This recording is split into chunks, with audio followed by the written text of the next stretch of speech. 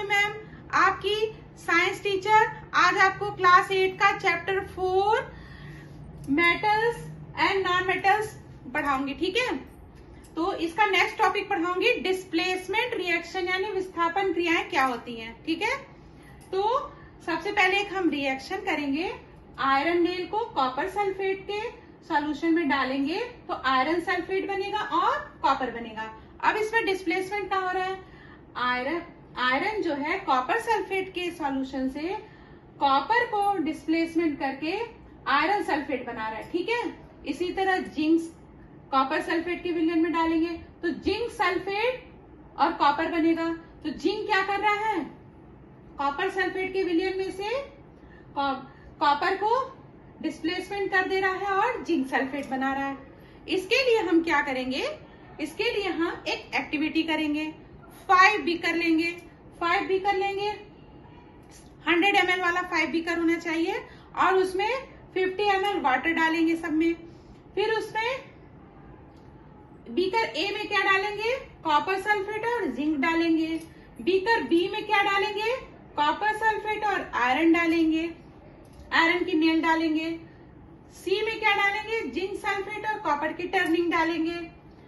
फिर डी में क्या डालेंगे, आयरन सल्फेट और कॉपर की टर्निंग डालेंगे। फिर ई में क्या डालेंगे, जिंक सल्फेट और आयरन की नेल डालेंगे, ठीक है।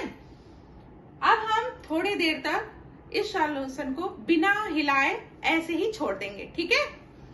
उसके बाद हम क्या देखेंगे, पहले हम बीकर ए को देखेंगे। बीकर ए को देखेंगे कि जो है यहाँ पर कलरलेस सॉल्यूशन ऊपर दिखाई दे रहा है और नीचे रेड कॉपर का जो उसका चूर्ण होता है वो नीचे की ओर जमा हो गया है, ठीक है।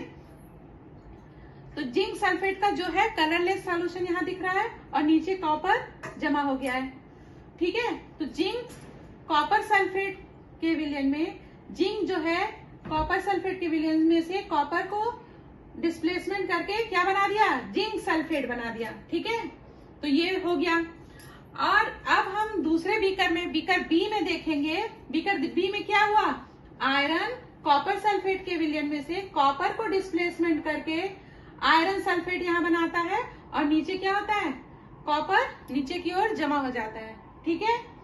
लेकिन हम बीकर सी, डी और ई में क्या देखेंगे कि कोई भी चेंज नहीं हुआ। ऐसा क्यों हुआ, ऐसा क्यों हुआ, ऐसा इसलिए हुआ क्योंकि zinc is more reactive than copper and iron. इसमें जिंक क्या किया, जिंक मोर रिएक्टिव है तो कॉपर सल्फेट के विलयन से कॉपर को डिस्प्लेसमेंट कर दिया।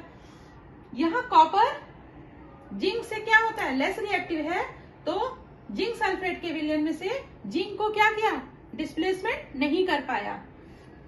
इसी तरह कॉपर यहाँ पर आयरन सल्फेट में से डिस्प्लेसमेंट नहीं कर पाया और यहाँ आयरन जिंक सल्फेट में से नहीं कर पाया।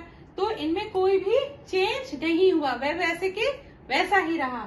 तो जिंक क्या है, zinc is more reactive than copper and iron. तो a more reactive metal can replace a less reactive metal but a less reactive metal and cannot replace a more reactive metal, ठीक है। तो ये आपको पूरा process समझ में आ गया, डिस्प्लेसमेंट रिएक्शन क्या होता है, ठीक है। अब हम आपको पढ़ाएंगे uses of metal and non metal. Metal का और नॉन मेटल का हमारी लाइफ में क्या यूज है, ठीक है। तो नॉन मेटल का क्या यूज है, नॉन मेटल का यूज ब्रेथिंग में होता है, फर्टिलाइजर में होता है, प्यूरिफिकेशन में होता है ना, एंटीसेप्टिक क्रीम बनाने में भी होता है और क्रैकर्स मतलब जो पटाखे होते हैं उनके लिए भी इनका प्रयोग होता है, ठीक है। ये तो हो गए नॉन मेटल के। अब मेटल का तो प्रयोग बहुत ज्यादा होता है हमारे जीवन दैनिक लाइफ में। एरोप्लेन बनाने में होता है, ट्रेन बनाने में होता है, वाटर बॉटल बनाने में होता है, कुकिंग यूटेंसिल्स बनाने में होता है, घर के जो बर्तन होते हैं उनमें भी मेटल का प्रयोग होता है ना। मेटल का प्रयोग क्या हम लोग डेली लाइफ में करते हैं, जैसे कि बर्तन होते हैं वो भी मेटल से बने होते हैं और कहीं कहीं पे हम लोग जो ज्वेलरी पहनते हैं वो भी मेटल की होती है ना। तो हमारे डेली लाइफ में मेटल का बहुत प्रयोग होता है। ठीक है, थैंक यू।